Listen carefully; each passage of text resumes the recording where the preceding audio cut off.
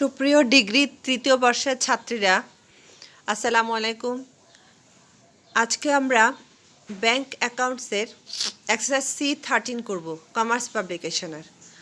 তো খেয়াল করো, এখানে দেওয়া আছে অথরাইজড ক্যাপিটাল দেওয়া আছে, issued paid up capital, reserve fund, তারপর interest accrued and paid, salaries, rent paid, cash with other banks, cash with central bank, branch adjustment credit,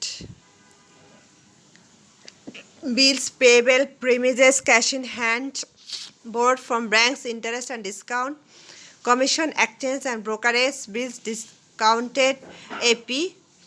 ওকে, আরও কিছু ইনফরমেশন দেওয়া আছে এই পাশে। Fixed deposit, savings, current, money at call and short notice, investment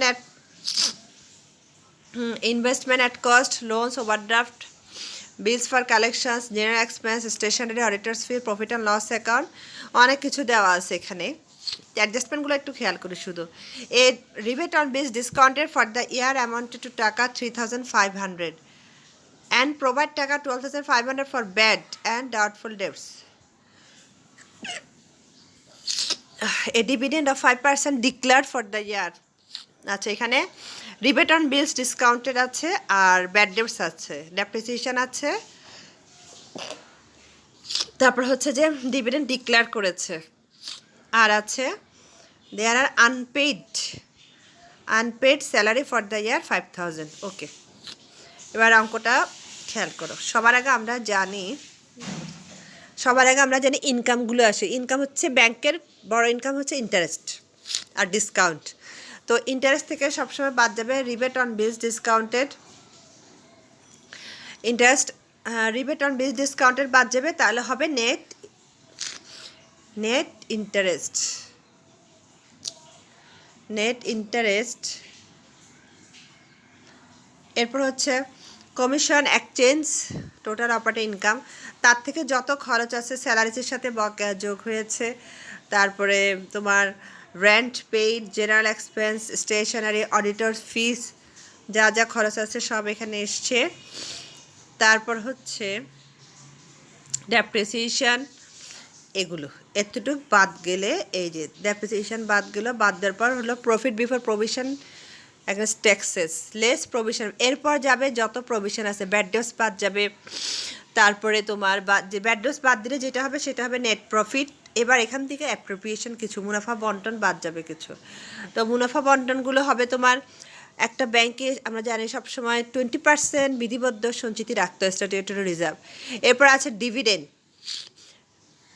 ক্যাপিটালের উপর ধরতে হবে ডিভিডেন্ড, এই দুটো এখান থেকে বাদ যাবে। এরপর হবে এটার সাথে আমরা যোগ করব লাস্ট ইয়ার প্রফিট, আর এর আগের বছরের ডিভিডেন্ড যেটা দেওয়া আছে সেটা এখান থেকে বাদ চলে যাবে। বাদ গিয়ে যেটা হবে সেটা হবে প্রফিট সারপ্লাস। উপর আসে ব্যালেন্স শিটে চার্ট অনুযায়ী সব বসানো, কোনো কঠিন কিছু নাই। ব্যালেন্স শিটে সবার আগে হবে cash in hand, balance with other banks a financial institution, তারপর money at call and short notice, তারপর হচ্ছে ইনভেস্টমেন্ট, এরপর লোনস এর advance, bills discounted, premises and fixed assets. এই যে এগুলা থেকে, ফিক্সড অ্যাসেটগুলো থেকে কিন্তু ডেপ্রিসিয়েশন বাদ যাবে। তারপর হচ্ছে তোমার আদার অ্যাসেট, নন ব্যাংকিং অ্যাসেট, এই হলো অ্যাসেট সাইড। আবার দেখাচ্ছি cash in hand, cash with Bangladesh bank, other bank, money at call and short notice, তারপর ইনভেস্টমেন্ট যা যা আছে, তারপর হচ্ছে লোনস অ্যান্ড অ্যাডভান্স। এরপর ফিক্সড অ্যাসেটগুলো থেকে সব ডেপ্রিসিয়েশন বাদ যাবে। এরপর আসো liabilities and share holders equity. এবার আসো লাইবিলিটি সাইডে কী কী হবে।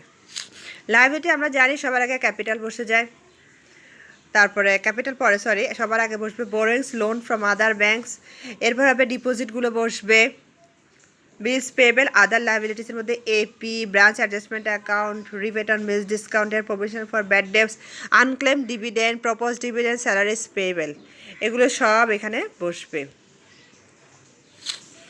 এরপর হচ্ছে শেয়ার হোল্ডার্স ইকুইটির মধ্যে অথরাইজড ক্যাপিটাল আসে, তারপর হচ্ছে অথরাইজড ক্যাপিটাল পর আমরা জানি পেইড আপ ক্যাপিটাল বসবে,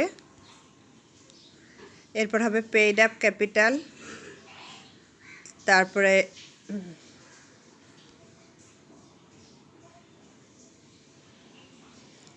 এই যে paid up capital, statutory reserve fund, profit আর লস অ্যাকাউন্ট, সারপ্লাস, আর টোটাল শেয়ার হোল্ডার ইকুইটি। এই সবগুলো এখানে যোগ হয়ে যাবে। এই হলো আমাদের আজকের অঙ্ক। সবাই খেয়াল করো।